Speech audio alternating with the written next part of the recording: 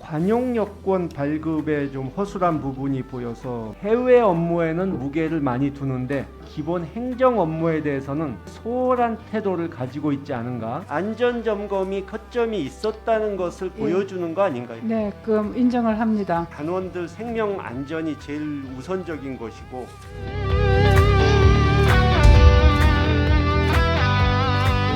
관용 여권 발급에 좀 허술한 부분이 보여서 말씀을 드리는데, 해체되거나 흡수된 기관들이 지난 4년 사이에 관용 여권 발급받은 게 34건이나 됩니다. 이제 2004년에 해체된 고속철도 건설공단, 2013년에 해체돼서 기재부로 넘어간 지식경제부에서 지난 몇 년간 이렇게 관용 여권을 받은 걸로 나옵니다. 여권 발급 시스템 관리 코드가 허술해서 문제가 발생한 것입니다. 엄격한 규정에 의해서 발급되고 특수한 목적에 따라서 제한적으로 사용되는 것인데, 정비를 안 해서 이런 현황조차도 제대로 파악을 못했던 겁니다.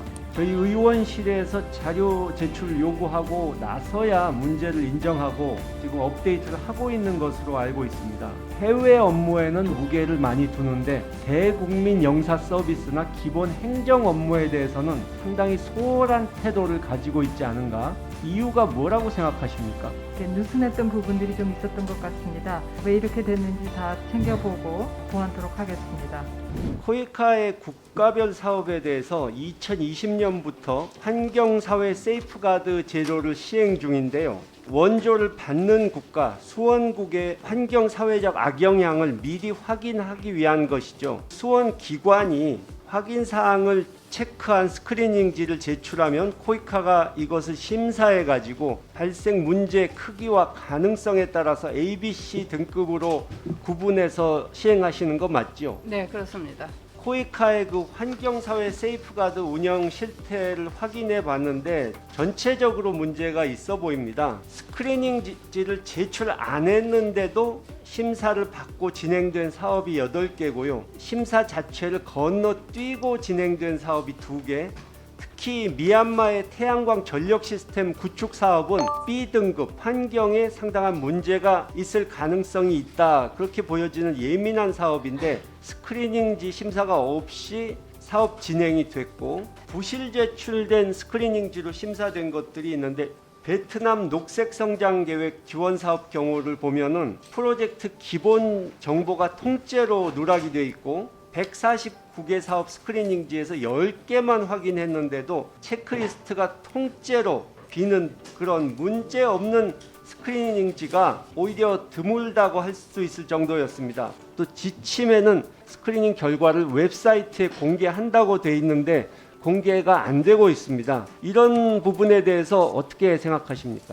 근데 2018년도에 제도를 수립해서 2020년, 21년도의 신규 사업을 대상으로 이제 시작해서 해오고 있는 단계입니다. 이제 초기 단계인 만큼 미숙한 점이 있었던 점을 인정하고 양해 부탁드립니다. 정부 부처 지자체 등의 ODA 협력 시스템에 대해서 조금 말씀을 드리려고 하는데요. 2018년에 콩고 민주공화국 시민단체가 부정선거 빌미가 될 것이라면서 우리 선관위에 ODA 사업 중단해달라고 방한했던 거 알고 계십니까? 네, 알고 있습니다. 경찰에서도 우간다나 앙골라에 CCTV 관제 기법 전수 및 신고센터 운영 ODA 사업을 추진했고요. 근데 앙골라나 우간다의 경찰 공권력 동향을 파악해 보니까 상당히 심각합니다. 인권 침해가.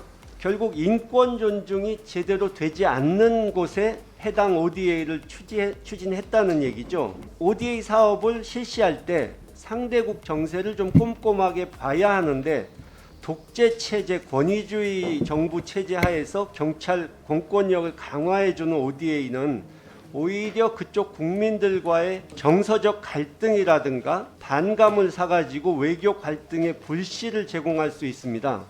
이제 코이카 봉사단원들 안전 문제에 대해서 조금 구체적인 사례를 들어서 말씀드리겠습니다.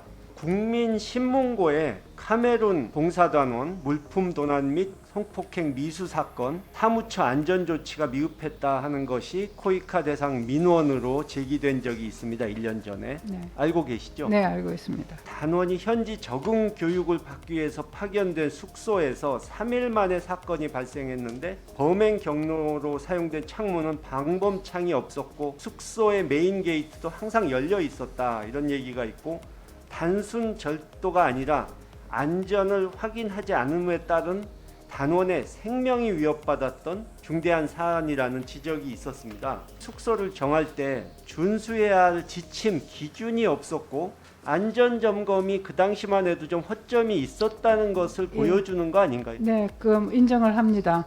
그래서 이 이후에 저희가 글로벌 안전센터를 만들고 아까도 말씀드렸듯이 많은 변화가 이루어졌고 그 뒤에 제도도 확보가 되어서 이 코이카 업무 수행을 위해서는 단원들 생명 안전이 제일 우선적인 것이고 더 이상 이런 사고가 발생하지 않도록 임시 숙소 선정이라든가 이 다양한 안전 관리 지침을 좀 마련하시고 대안을 계속 좀 마련해 주시기 바랍니다. 네.